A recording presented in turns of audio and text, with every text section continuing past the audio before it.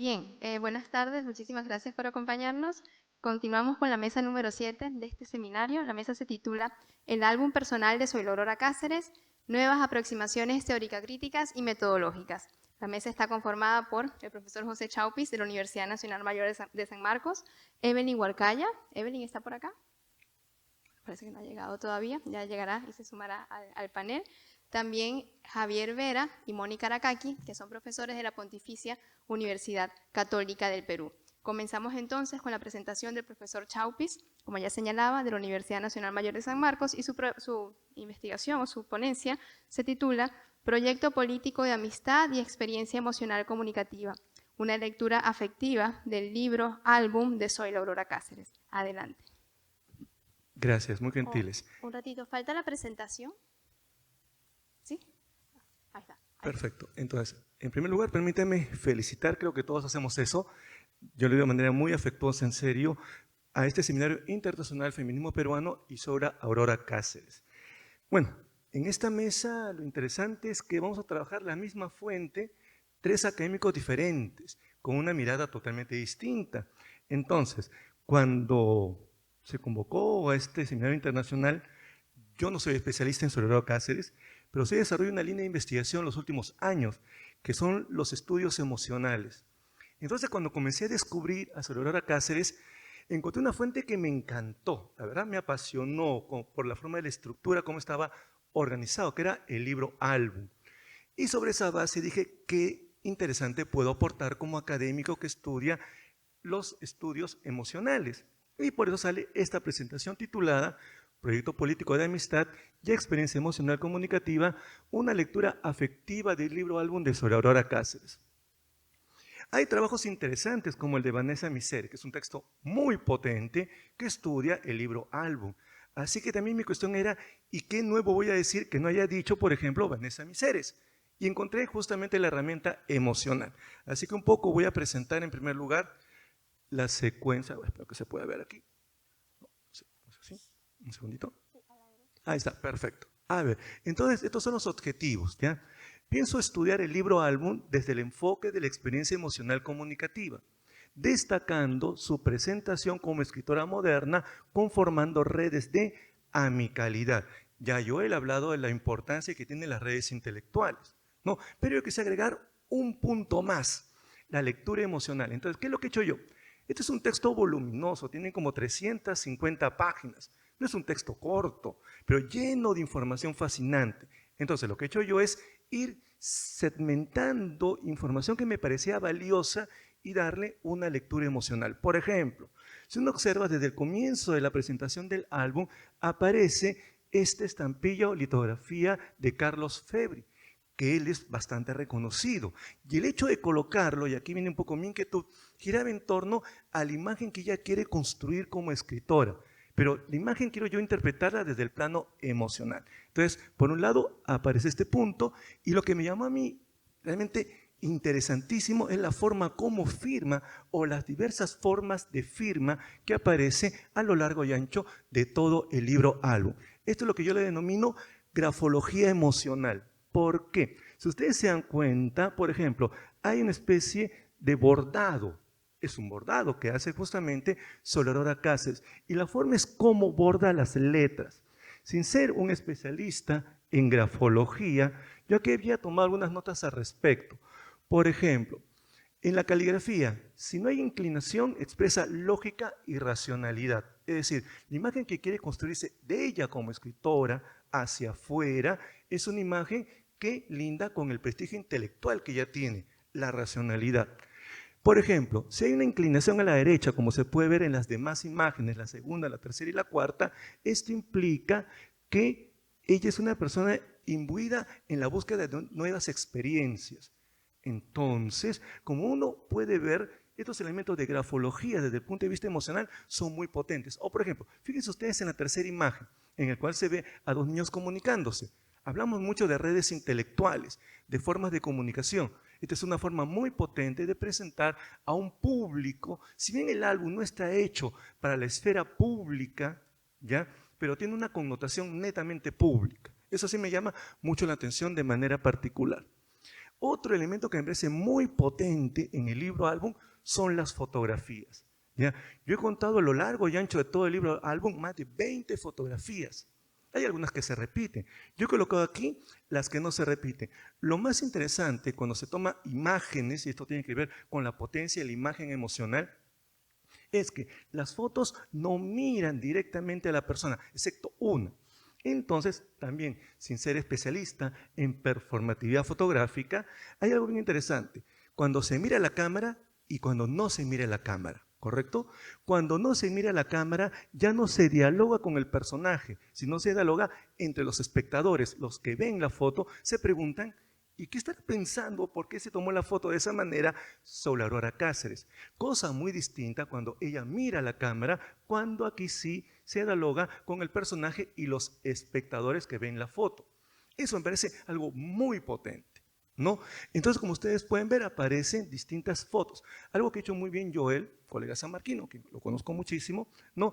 Es la idea de su inquietud por la llamada cuestión social. Hay un concepto muy potente que en Perú no se utiliza mucho, ¿no? Que es el término cuestión social. Hoy día lo llamamos responsabilidad social. Pero en el siglo XIX, comienzos del XX, el término que embarga a toda América Latina, México, Argentina, Chile, es la llamada cuestión social.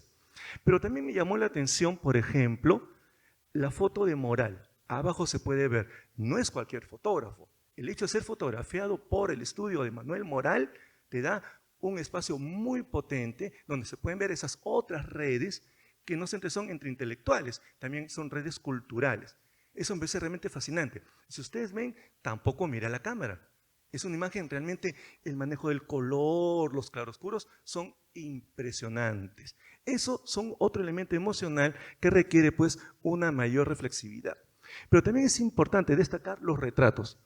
Yo he encontrado dos retratos distintos, pero uno es hecho por Daniel Hernández, que no es cualquier retratista tampoco. Entonces, hablamos que ella no solamente maneja redes intelectuales, sino también redes culturales, muy potentes, ¿no? Que ella quiere dar a conocer en espacios privados, pero con una connotación pública en la cual está construyendo su propio personaje. La fotografía visual tiene un elemento muy potente de performatividad, que es un poco lo que quiere hacer sobre Aurora Cáceres. Un poco siguiendo la línea de Joel, creo que en estas sesiones que han habido, todos reconocemos el interés por la llamada cuestión social, que es un eje muy potente, es decir, lo que hoy día llamamos responsabilidad social. Voy a decirlo de manera muy breve. A finales del siglo XIX, la sociedad aparece como un problema. Como no saben cómo conceptualizarlo, el concepto que se impone es la cuestión social. La sociedad es un problema. Y sobre esa base, por ejemplo, coloco algo muy breve, dice así. Y por eso quiero hacer una lectura emocional de los textos que voy seleccionando. Miren ustedes, al principiar su conferencia con exquisita sensibilidad, exclama el autor. Es esta nota que escribe ella, la condición jurídica de la mujer, hecha por el doctor Lemoy. Dice, feliz de mí si una de estas páginas es recogí por la mano de una mujer para colocarla en el altar de sus recuerdos. Ha pensado mal el doctor Lemoy, porque sus palabras se guardarán no en el altar de los recuerdos, sino en el corazón. Allí sabrá conservarlas con indelebles caracteres de la gratitud femenina. Arica, 1899. Entonces, me interesan mucho las lecturas emocionales, la carga de este tipo de álbum que ella va cortando. Ella selecciona, no hay ningún orden, todo es muy azaroso, ni siquiera guarda una cronología. Eso sí me parece realmente interesante de hacer este tipo de lecturas de documentos tan potentes como este. Otro eje importante es la forma como se presenta o es presentada como escritora. Por ejemplo, ¿no? Aquí se puede ver ya publicado en América Literaria, 1903, Saint Just. ¿Cómo la presenta a ella? Vean ustedes que en esta otra foto está no mirando directamente a la cámara, pero sí como una especie con el rabillo del ojo, como 3/4 en ángulo, por ejemplo. Entonces, es muy raro ver fotos de ella en el álbum, que miren directamente a la cámara. Dice así, el encumbramiento de Evangelina ha sido rápido. Sus primeros escritos merecieron aplausos y breve tiempo después popularidad. Al principio, yo resaltaba en negritas elementos emocionales, al principio, cual tímida gacela, buscó humilde seudónimo y tras él se ocultó. Más tarde las exigencias lo obligaron a revelar su nombre. Vine, vi y venci, bien podía adoptarlo como lema. Es decir, ella está expresando cómo le están presentando otras personas, ¿no? Y eso es lo interesante, la forma como yo he querido hacer una construcción emocional de ella como escritora. Y a partir de una lectura emocional, ya por eso resaltaba en negritas, elementos emocionales, cómo es que ella es presentada. Aquí tenemos otra presentación más, hecha por una de las personas que más la apoyó, que es Praxedes Muñoz, en la Ilustración Sudamericana. Dice así: apartándose de la común ruta seguida por la mujer en Sudamérica, la señorita Evangelina se nos presenta con un bagaje científico lleno de solidez y razonamiento.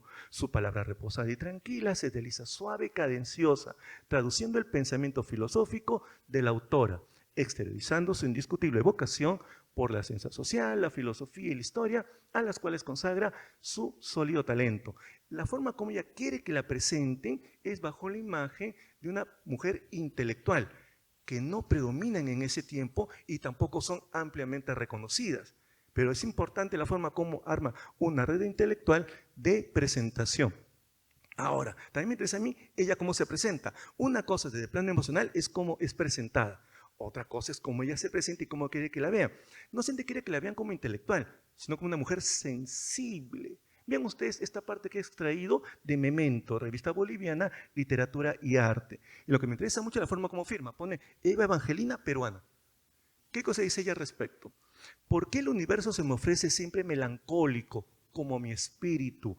¿Por qué tétrico como el fantasma del dolor que me tortura? Pero también uno puede ver la descripción del grabado. La misma revista boliviana hace una descripción de esa imagen, ese es un grabado. Pero también es interesante encontrar en varias partes del libro álbum, por ejemplo, su capacidad intelectual. Ella estudió en la Sorbona de París y coloca sus fichas anuales de los años que estudió aquí en la Sorbona. Pero también me interesa mucho la forma como es presentada como esposa.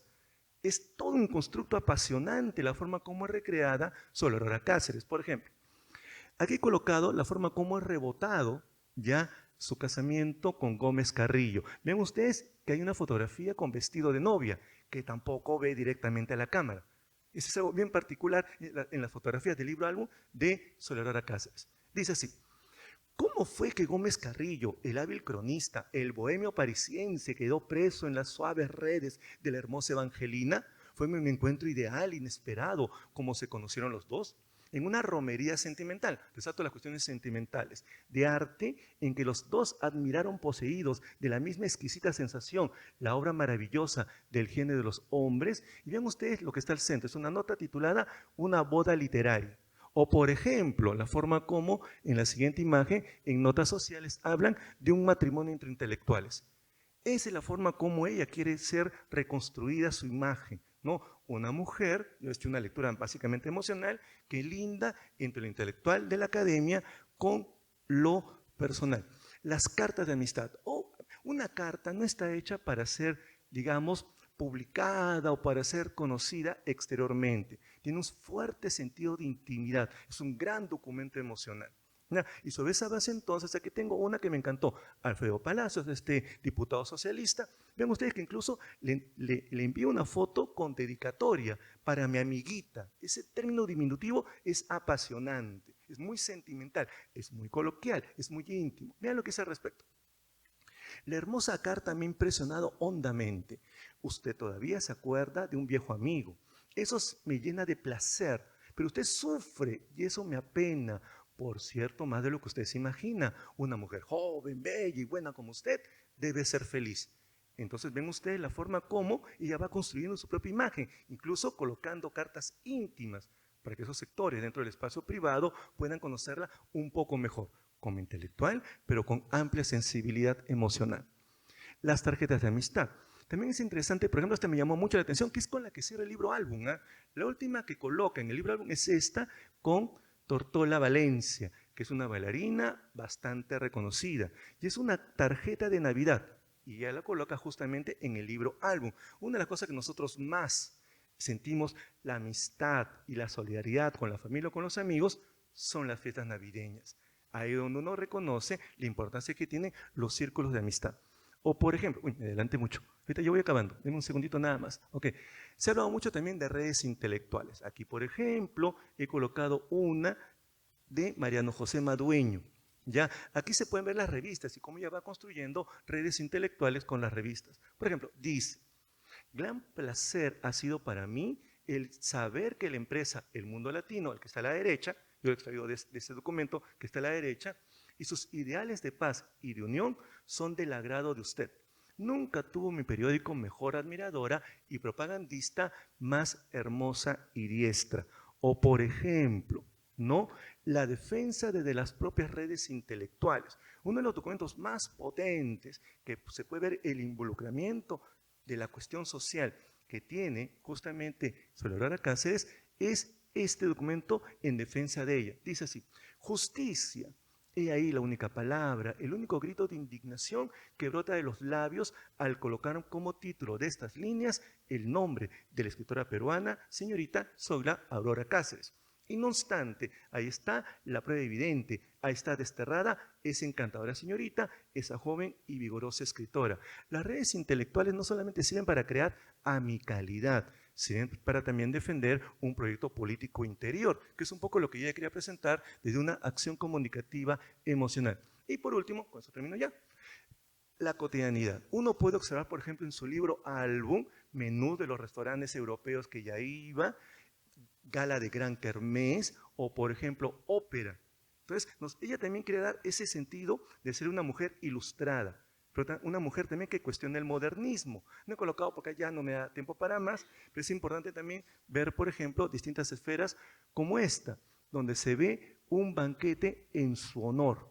¿Ya? Y acostado he colocado una de las fotos más interesantes, pero yo sé que no luce mucho porque como que está muy difuminada, pero ustedes vean que está mirando hacia el vacío, hacia la parte superior. En conclusión, entonces, esta presentación ha tenido como objetivo dar una mirada desde lo más íntimo, emocional, de un documento tan potente y disperso y que tiene mucha información que puede ser vista desde el campo de la literatura, el arte o la historia. Muchísimas gracias, muy gentiles, muy amables.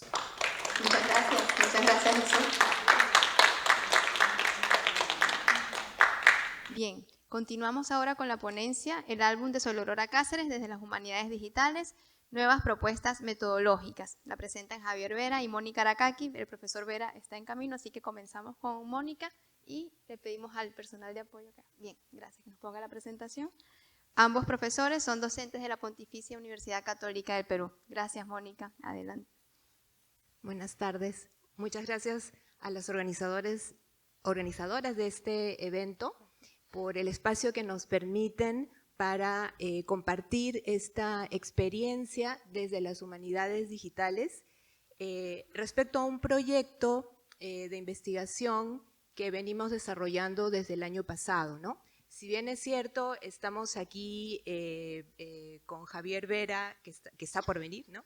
En realidad somos un equipo de 6 personas que es interdisciplinario y eso nos permite trabajar y dar diferentes miradas a un mismo documento.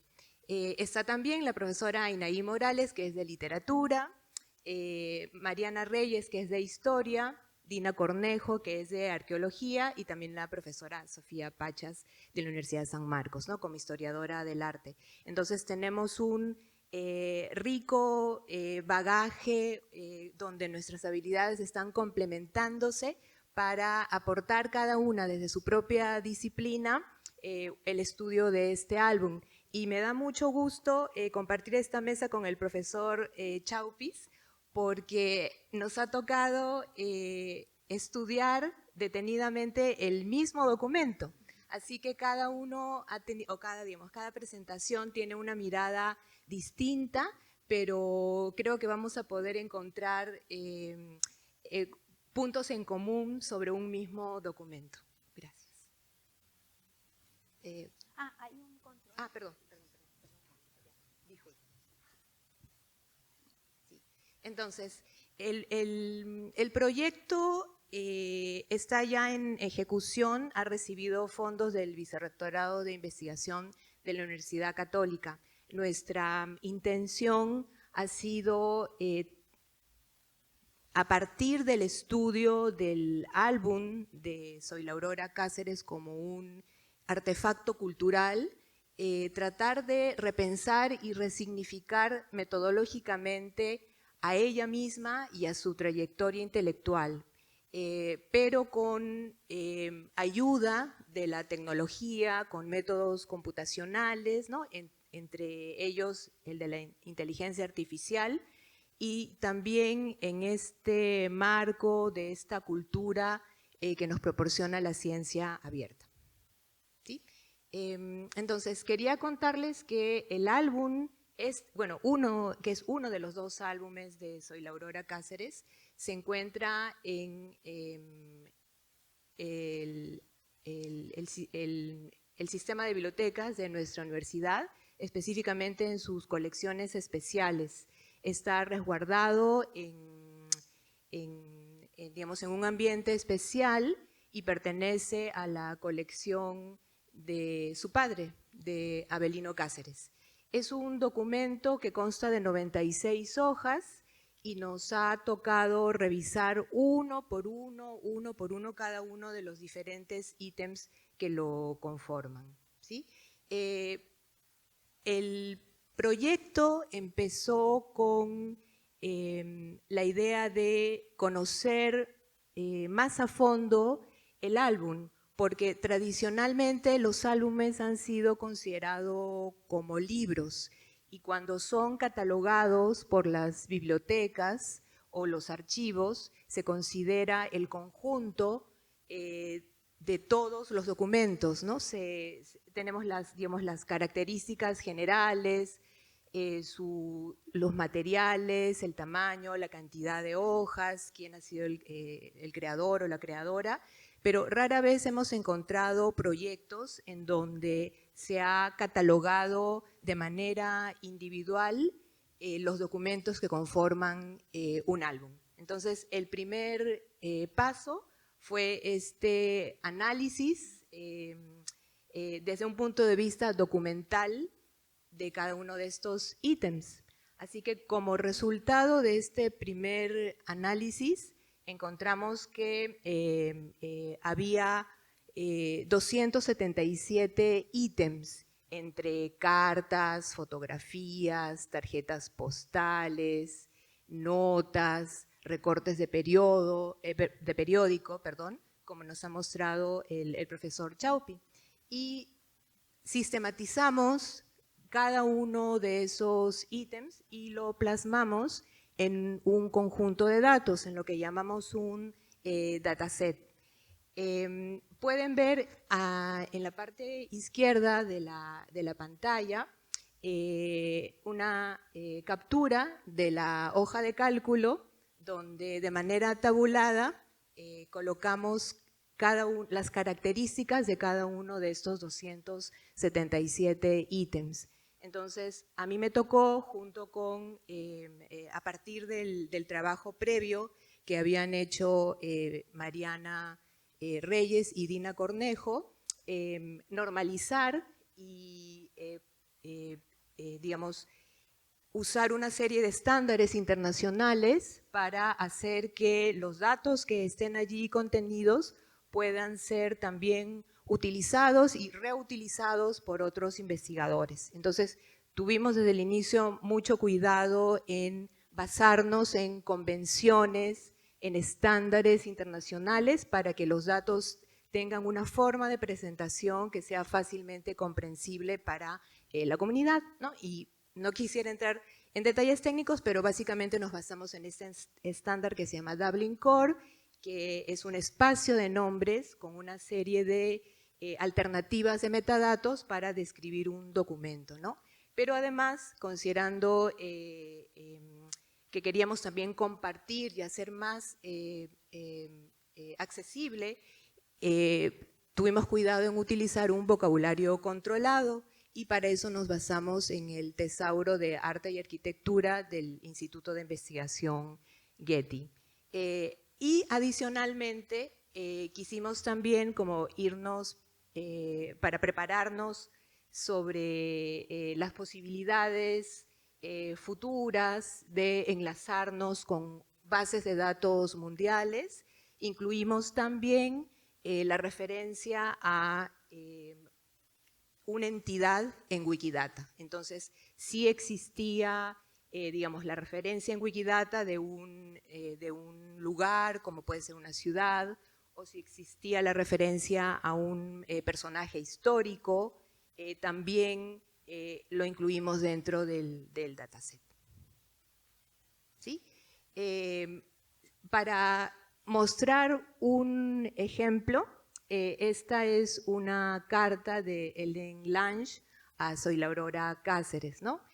Tenemos aquí la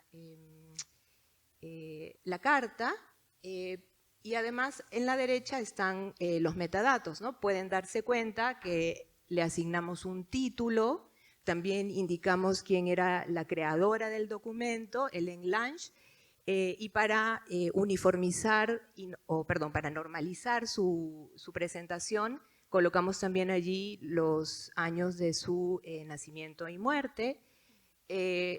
Hemos incluido también el lugar desde donde se escribió la carta, hemos consignado la fecha, también el idioma en que fue escrita la carta y otras características como que se trata de un documento que tiene papel como soporte, que el contenido es de tipo texto y el tipo documental en este caso es carta, ¿no? Y para en este caso, como encontramos en Wikidata, el perfil tanto de Ellen Lange como de la comunidad en particular en Berlín, Halensee, entonces también están las referencias a estos dos metadatos. ¿Sí?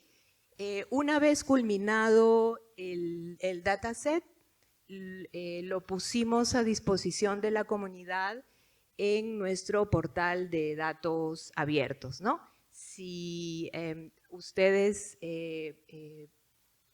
tienen un poquito de curiosidad o interés, pueden remitirse a este sitio, a este repositorio, y pueden descargar el dataset para usarlo para los fines que ustedes crean conveniente, ¿no? Nosotros hemos publicado este dataset bajo una licencia Creative Commons by 4.0, lo cual les da derecho a descargarlo, reusarlo, adaptarlo, compartirlo, modificarlo, crear productos derivados, ¿no? Y la única condición es que simplemente nos den crédito con una cita. ¿Sí? Otra de las posibilidades que el trabajo con el álbum nos abrió es valernos de la tecnología para no solamente quedarnos al nivel de la descripción que nos dan los metadatos, sino también poder estudiar más adelante los contenidos. Y ello significó, por ejemplo, trabajar con una plataforma que se llama Transcribus, que se basa en inteligencia artificial para el reconocimiento automático de los textos. Como pueden ustedes apreciar, en la parte izquierda de cada una de esas capturas de pantalla aparece una fotografía ya sea del documento o de la hoja en particular del álbum y unas líneas azules que la aplicación ha reconocido. Y en la parte derecha la transcripción que de manera automática se ha generado, ¿no? Entonces, tenemos tanto los documentos que son impresos, pero también aquellos que son manuscritos, que hemos comenzado a trabajar y que nos han permitido tener las transcripciones para un estudio posterior. Y adicionalmente, el dataset también nos ha permitido trabajar otras herramientas en el campo tecnológico. Una vez que ya contamos con toda la descripción de estos ítems podemos aprovechar, digamos, metodologías que ya existen para crear exhibiciones digitales como la que estamos mostrando aquí en pantalla, ¿no? Se trata todavía de un prototipo, pero ya hemos subido algunos documentos y es posible navegar de manera un poco, digamos, más cercana, examinar cada uno de los ítems, digamos, recorrer los metadatos de cada uno y, digamos, tener otro tipo de acercamiento o de lectura.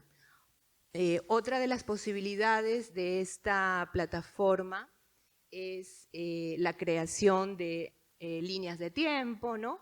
Pero como en los metadatos asociados a cada documento tenemos también la posibilidad de ingresar las coordenadas geográficas, entonces esto nos da la posibilidad de generar visualizaciones como la que vemos ahora en pantalla, ¿no? En la parte derecha, cada documento puede estar asociado a una localización en particular, ¿no? Entonces, una vez que tengamos todos los documentos, vamos a poder crear un mapa que nos va a mostrar la amplia red de contactos que se manifiestan en los documentos que forman parte de este álbum, ¿sí? Entonces, para culminar la parte que me toca, simplemente quería hacer una recapitulación de lo que hemos trabajado, ¿no? Hemos recopilado los metadatos a partir de un proceso de catalogación. Todo eso se ha volcado en un dataset. Ahí están los 277 ítems con metadatos descriptivos. Todo eso se ha colgado en una plataforma de datos abiertos y como ya tenemos los datos de una manera tabulada, estructurada, podemos someter este dataset a una serie de análisis computacionales, ¿no? Por ejemplo, crear un histograma donde se visualice cantidad de documentos respecto a alguna variable en particular. Podemos tener las transcripciones y finalmente crear exhibiciones digitales para difundir de manera un poco más detallada cada uno de los documentos que forman esta, en el fondo podemos considerarlo un archivo personal, ¿no? Que ha sido construido por Zoila Aurora Cáceres. ¿Puedes comentar un poquito la parte de Javier? ¿Esperaremos o...? Porque dice que le falta un poco. O una alternativa sería esa o la otra que presente Evelyn y luego vamos a hacer una cosa, una pequeña alteración en el programa. Evelyn Huarcaya, que le tocaba antes de Mónica, pero no, bienvenida Evelyn, gracias por venir, va a continuar con su presentación y luego Javier Vera, también profesor de la PUC que trabaja en el proyecto que comentaba Mónica, explicaría la parte relacionada con la inteligencia artificial y la manera en la que estamos trabajando con el álbum de Zoila Aurora Cáceres, ¿vale? Bien, muchísimas gracias. Gracias, Mónica.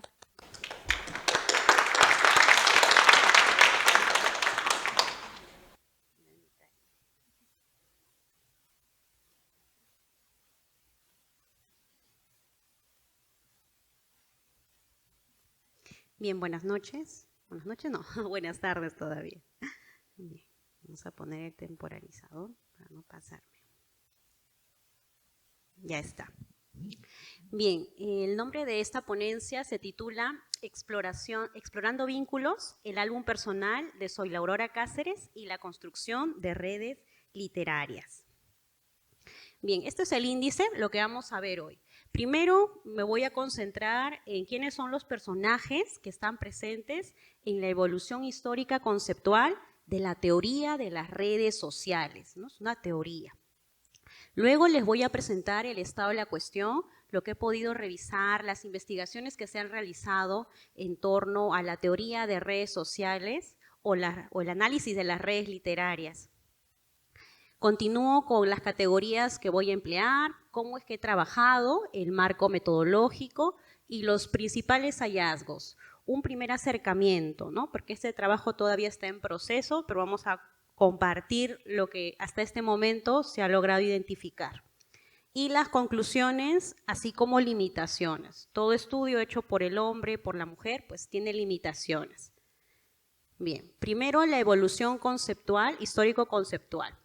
Me estoy basando principalmente en el artículo de Carrillo Pascual, Puebla Martínez y Pérez Cuadrado. Ellos nos presentan una clasificación en 3 periodos de la evolución, de los antecedentes de lo que hoy conocemos como la teoría de redes. Inició, hay una corrección, y es 1930, ya, ojo, hay un error. Ya, 1930 con George Himmel, luego Levi Moreno, Fritz Heider. Levi Moreno y Heider tienen una influencia de la teoría Gestalt. Kurt Lewis y sus alumnos, Alex Babelas y Leon Festinger.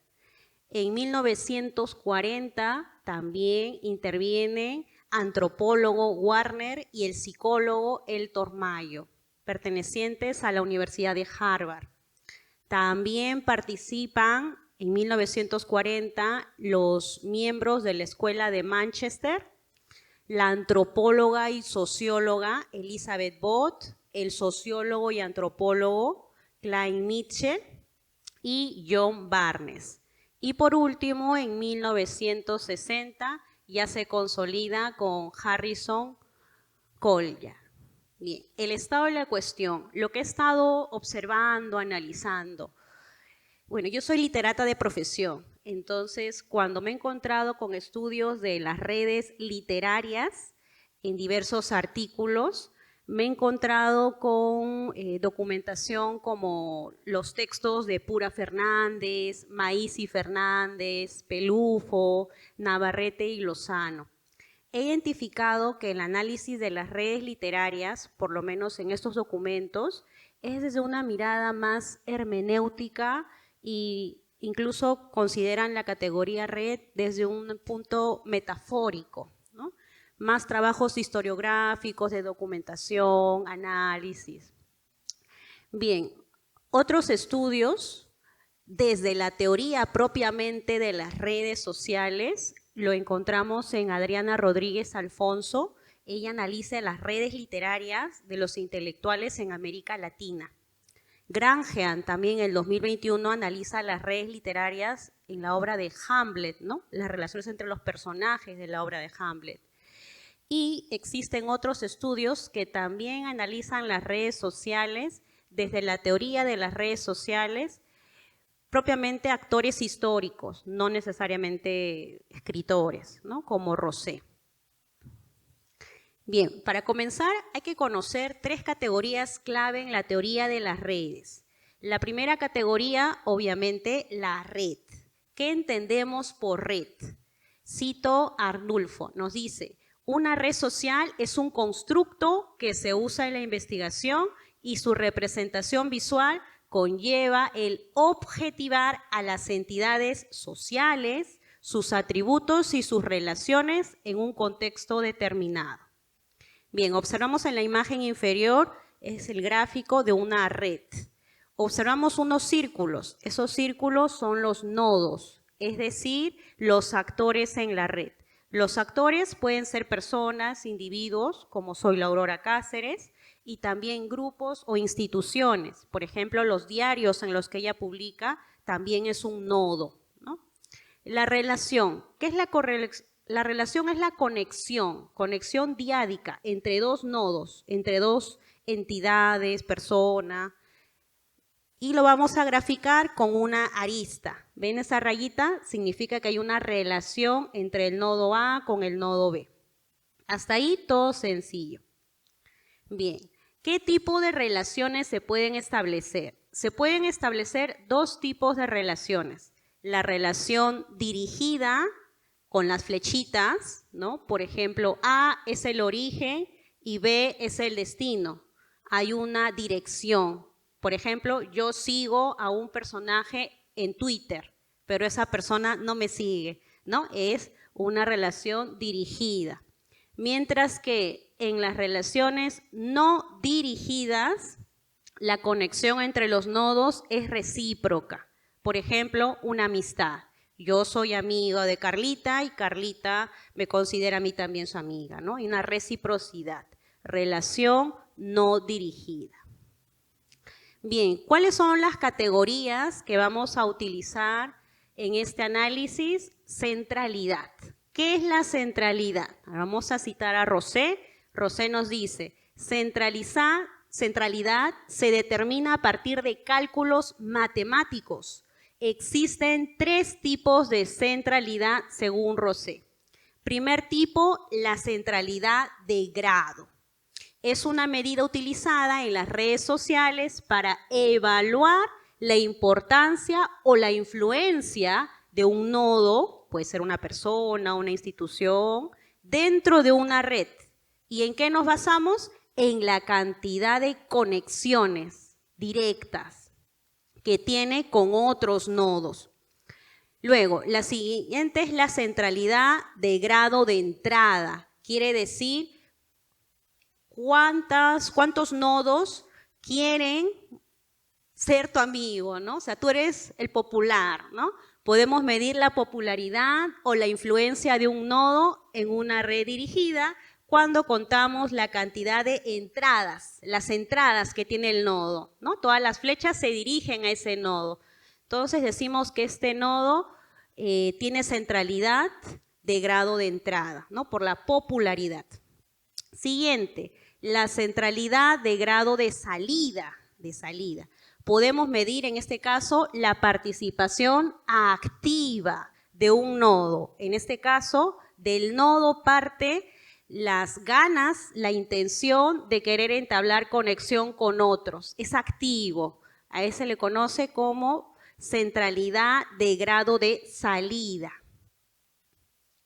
Otras categorías son las siguientes: centralidad de distancia geodésica o centralidad de cercanía. ¿Qué es lo que mide esta centralidad?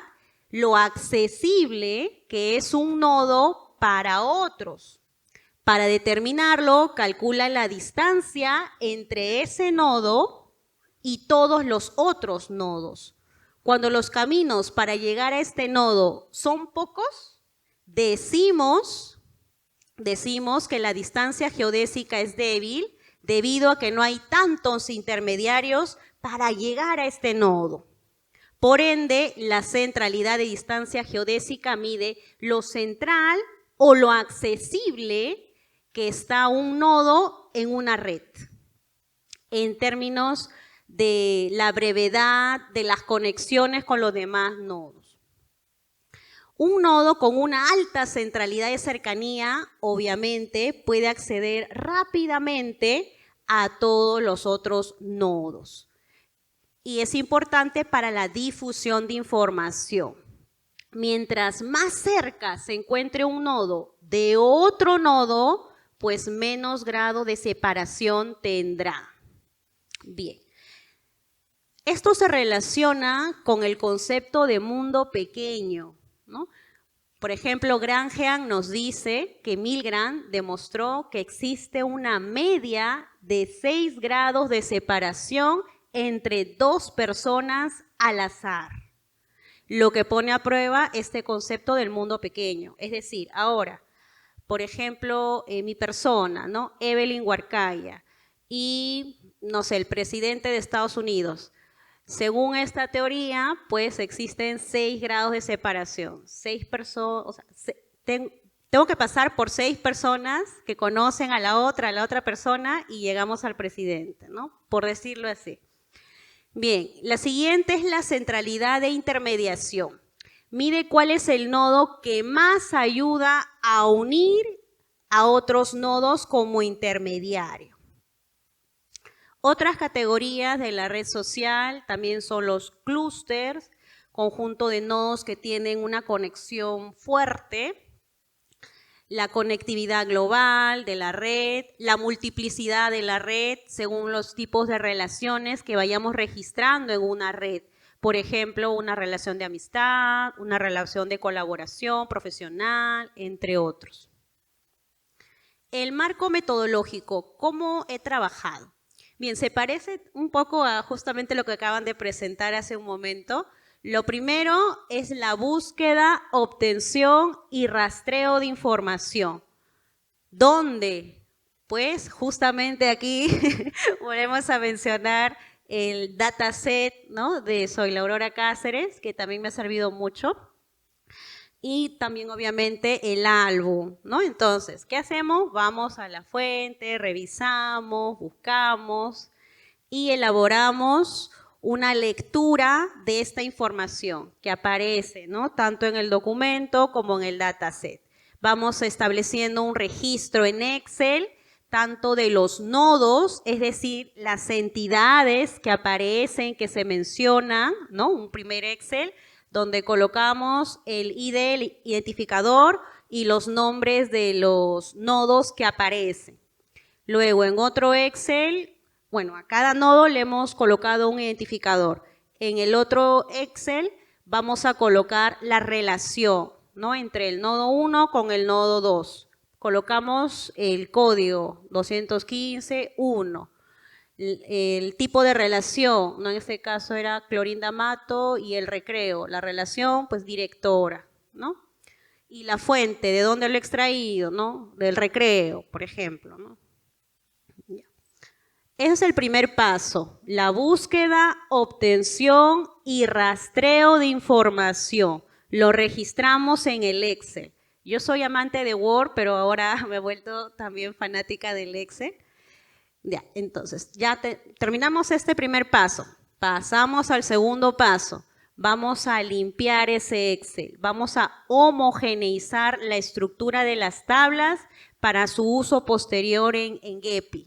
¿No? Este aplicativo, software gratuito, cualquiera lo puede usar, lo descarga en su PC, en su laptop, ¿no? Bien, vamos a homogeneizar la estructura según lo que nos pide Gepi. Gepi te pide las columnas del origen y el destino, ¿no? Ya, entre otros.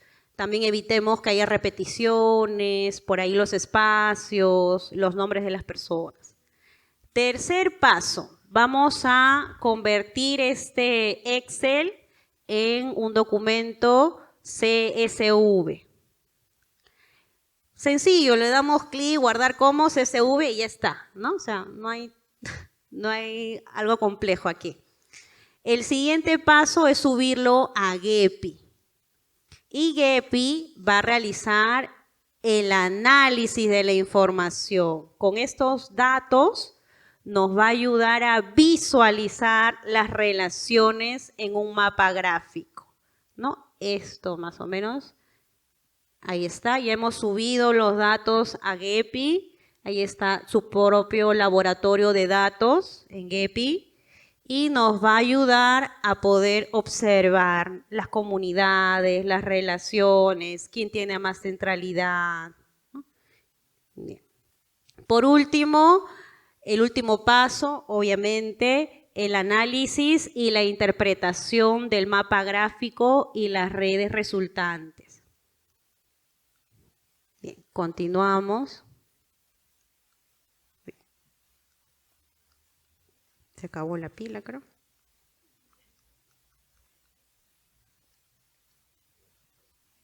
No avanza. ¿O lo he apagado? ¿No funciona el micro para pasar las diapositivas? No sé si lo pueden pasar desde arriba. ¿Sí? Bien, ahora vamos a ver los datos que hemos ingresado a Gepi y los principales hallazgos que hemos observado.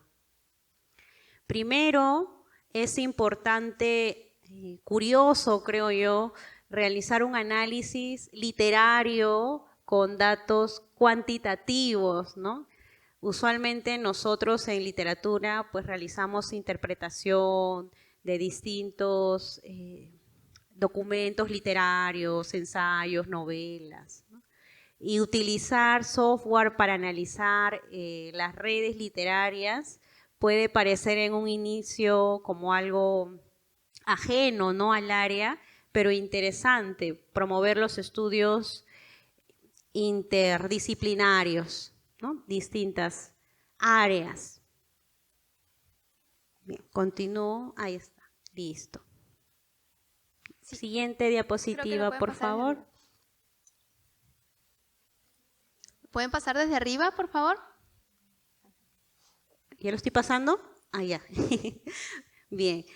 Centralidad de grado de entrada. ¿Qué es lo que hemos identificado en estas Evelyn, redes? Evelyn, Primero. 4 minutos, ¿sí? Ya. Bien. El grado de entrada. Soy Laura Cáceres, es la que está a la cabeza con 50. Clorinda Mato, también con 24 conexiones. La Alborada con 16 conexiones. Emilia Serrano con 14 conexiones.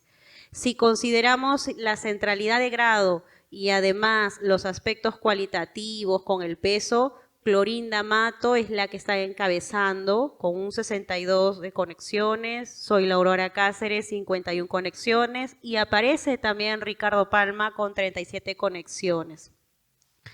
Centralidad de grado de salida. ¿Quiénes son los más activos? Los que quieren establecer conexiones, tienen una participación más activa. Soy la Aurora Cáceres con 317 conexiones y Clorinda Mato de Turner con 12 conexiones. Centralidad de grado de salida con peso, no solamente considerando lo quanti, sino lo quali. Soy la Aurora Cáceres nuevamente con 329 conexiones, Clorinda con 49 y Ricardo Pal con 39. Intermediación, el nodo más importante que ayuda a los otros como un intermediario. Vemos en primer lugar a Soy la Aurora Cáceres, luego Emilia Serrano de Wilson y Clorinda Mato de Turner. Centralidad de cercanía, el nodo que se presenta como el más accesible para todos, Soy la Aurora Cáceres. Bien, voy a terminar con las conclusiones. Hemos podido observar que Soy la Aurora Cáceres como nodo central en su red literaria. Ella destaca como el nodo más influyente con la mayor cantidad de conexiones entrantes, las personas que se quieren conectar con ella, y salientes. Su papel central refleja su capacidad para generar y mantener relaciones claves con figuras literarias y culturales de la época como Clorinda Mato y Emilia Serrano, lo que subraya su liderazgo en los círculos intelectuales. Observamos también una influencia de Clorinda Mato en la red de Soy la Aurora Cáceres. Clorinda, ojo, a pesar de tener menos conexiones que Zoila, muestra una alta centralidad de grado con peso, lo que indica que sus relaciones son especialmente influyentes. Su rol en la red no solo es cuantitativo, sino cualitativo, ejerciendo una notable influencia sobre otros nodos, lo que sugiere una participación en la creación y difusión de ideas literarias. Observamos una multiplicidad en la red con una variedad de relaciones. Las comunidades en la red de Cáceres, un total de 18 comunidades. Además, podemos observar que Soy la Aurora Cáceres destaca, crea conexiones locales, por ejemplo, con Clorinda Mato o internacionales con Emilia Serrano, lo que afianza su papel en su consolidación como una figura conectiva en el mundo literario. Por último, destacamos el rol de Soy la Aurora Cáceres como intermediaria. Ella también destaca en términos de intermediación, siendo uno de los nodos más importantes para conectar a otros. Bien. Bien, las limitaciones, como toda investigación, pues la caligrafía, el acceso de información. Agradezco a la BNP que está digitalizando muchos de los recursos del siglo XIX, por ejemplo, ¿no? Bien, eso es todo. Gracias. Muchas gracias, Evelyn. Mil gracias por todo. Bien, Entonces ahora continuamos o retomamos la ponencia de Mónica Aracaki y Javier Vera. No sé si nos pueden ayudar a poner el PowerPoint, el equipo de la cabina.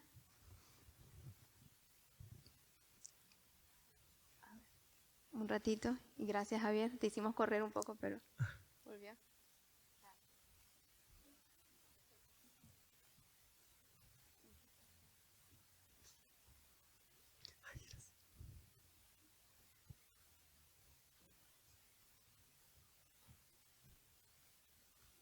A ver, el PowerPoint que dice ¿sí?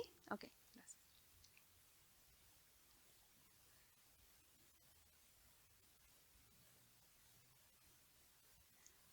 Bueno, solamente para comentar, el proyecto del que están hablando es el que se identifica en las bolsitas del seminario, ¿no? Y la idea, qué chévere también tener a Evelyn y ver lo que estás haciendo, porque la idea de ese proyecto también era como que ver cómo aprovechar toda la información que está en el álbum, contenida en el álbum, y hacer todos esos datos tan heterogéneos relacionables, que el álbum fuese más navegable, ¿no? Ir más allá de la simple descarga de un documento en PDF, ir página a página, 300 páginas con, digamos, materiales tan diversos que creo que desde estas nuevas perspectivas se pueden integrar muy bien y se pueden ver otras redes de significación. Así que bueno, ya sin más preámbulos, Javier Vera, profesor de la PUC de Lingüística Computacional, adelante.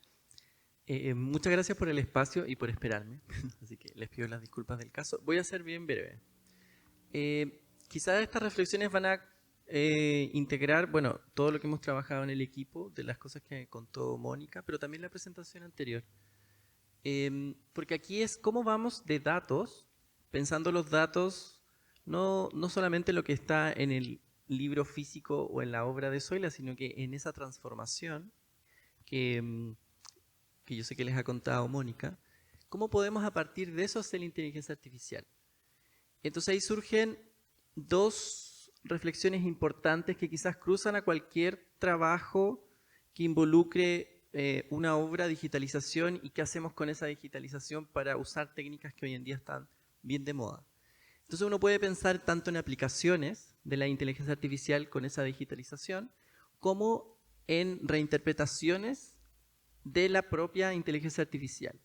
Y con respecto a las aplicaciones, podemos pensar, bueno, en esas digitalizaciones como datasets, donde podamos hacer diálogos con esos datasets. O sea, al ponerlos en forma de dataset, podemos dialogar con ellos, de alguna forma democratizarlos usando herramientas digitales.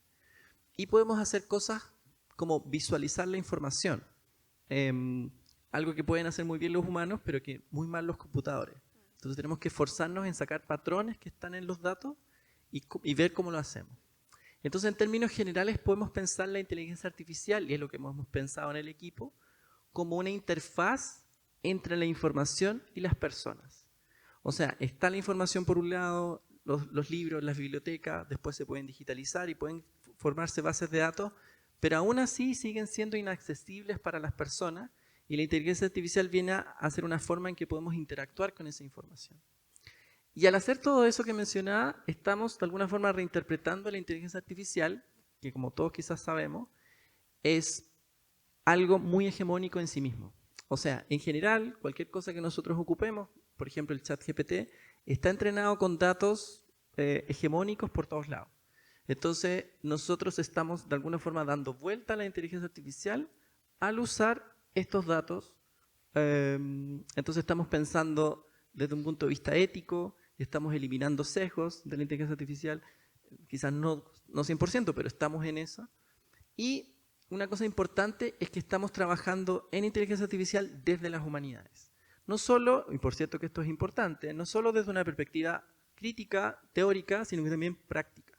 Y eso da como que subvierte no solo a la inteligencia artificial, sino que a las propias disciplinas.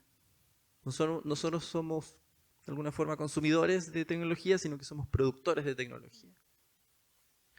Entonces, ¿por qué no usar simplemente el ChatGPT? Esta es una foto de preguntarle al ChatGPT, creo que al 4O, ¿quién es Zoila Cáceres?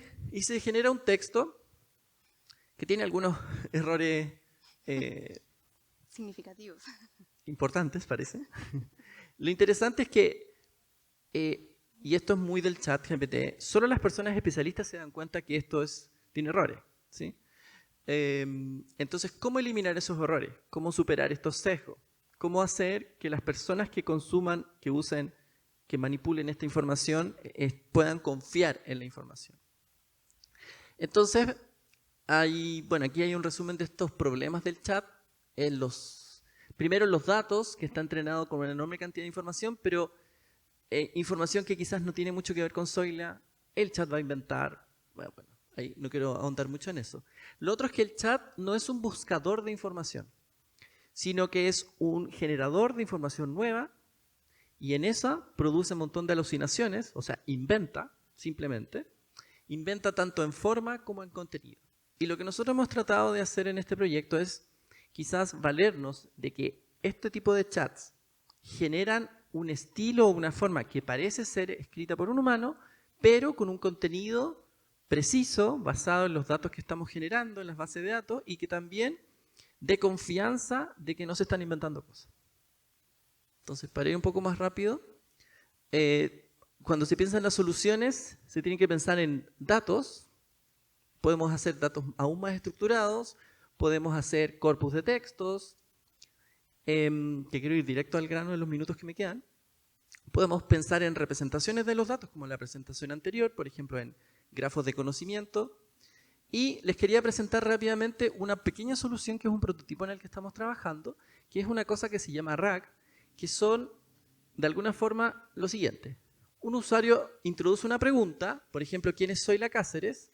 El sistema recupera información, o sea, busca en nuestro corpus, en nuestra base de datos, dónde están esta información que permita reconstruir una respuesta que parezca escrita por un humano. Ahí está el tercer paso, que es que se genera una respuesta escrita, como el ChatGPT, pero a diferencia del ChatGPT, no es que invente el contenido, sino que el contenido está basado en nuestra propia base de datos. Y esa respuesta al final se le muestra a un usuario o a un humano. Entonces, por ejemplo, aquí hay una foto de nuestro sistema, ahí está la página, donde pueden buscar, está funcionando, así que pueden entrar en su celular. Y, por ejemplo, este es nuestro prototipo y hacemos una pregunta. ¿Qué documentos hablan del centro social? Y no solo escribe un texto, sino que dice exactamente dónde están esos documentos y sobre qué documentos se está basando para hacer esa respuesta. Y les puedo dejar así para, si quieren lo pueden hacer las preguntas o pueden usarlo ahora mismo. Pueden probar algunas de estas preguntas en el prototipo, en esa dirección. Y quizá un ejercicio interesante sería compararlo con lo que nos dice el ChatGPT. Entonces uno tiene una perspectiva, un chat que inventa tanto forma y estilo, y este prototipo que estamos trabajando de alguna forma inventa el estilo, un estilo que parece humano, pero el contenido está basado quizás más estrictamente en toda esta en la información que nosotros le hemos dado. Le hemos dado un montón de información. O sea, está todo el álbum transcrito en gran medida, la base de datos y otros documentos. Entonces, tiene un montón de información. Lo interesante es que en las respuestas, esta inteligencia artificial como que entra a los documentos. Entonces, puede identificar un documento en el álbum de Zoila y ver que se está descrito o nombrado en la base de datos. Entonces, la propia inteligencia artificial hace este cruce. Trabajo que por un humano sería bastante difícil. Entonces, el documento de ID 143, voy a inventar esto, se refiere a tal tema. Y eso lo hace automático esta inteligencia artificial. Así que los invito a probarlo y a ver qué opiniones nos dan. Y muchas gracias. Gracias, muchísimas gracias a la mesa. Gracias a todos. Bien, entonces por criterios del auditorio de la biblioteca, las preguntas se hacen a través de papelitos, se presentan en unos papeles que leemos acá con mucho gusto, así que no sé qué. ¿Se sienten animados a hacer alguna pregunta? Adelante. La señora nos va a apoyar con la distribución de los papeles. ¿Alguna pregunta?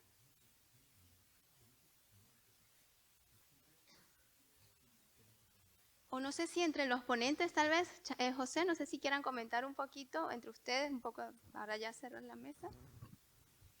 Sí, justo le decía a aquel colega sobre las vertientes que te puede brindar la inteligencia artificial, ¿no? Lo potente que es. Pero entonces me queda la pequeña duda si eso escapa al campo de las humanidades de forma tradicional, como la literatura o el arte, o la propia historia. Es una pequeña inquietud que tengo de manera particular.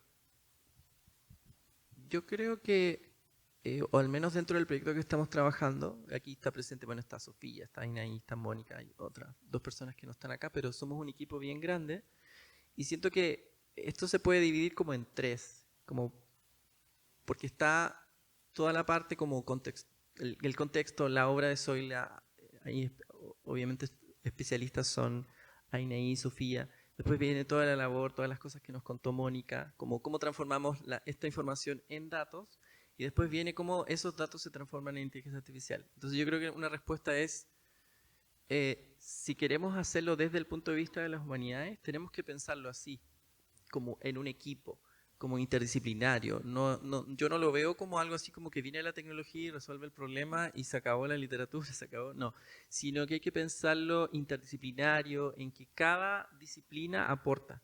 Porque en el fondo, si uno dice, oye, si uno le pasa esto a unos ingenieros, por decirlo de alguna forma, no van a saber qué hacer, no van a saber qué preguntas hacer. Entonces, es como la presentación anterior, o sea, como ¿qué buscamos? ¿Qué ponemos como nodo en la red? Eso es bien interesante, o sea, siento que tiene que haber una visión mixta, interdisciplinaria y de personas también diferentes. Sí. No sé si quieren añadir algo más para cerrar. Gracias, Mónica. Sí, un poquito complementando lo que comentaba Javier, es que estamos en el campo de las humanidades digitales, ¿no? Entonces, justo esta diversidad de disciplinas creo que nos permite trabajar en problemas que son más complejos, ¿no? Entonces, justamente porque tenemos más perspectivas, más herramientas, nos complementamos y podemos plantear nuevas formas, nuevos abordajes y nuevo conocimiento que se puede sacar de un mismo documento, ¿no?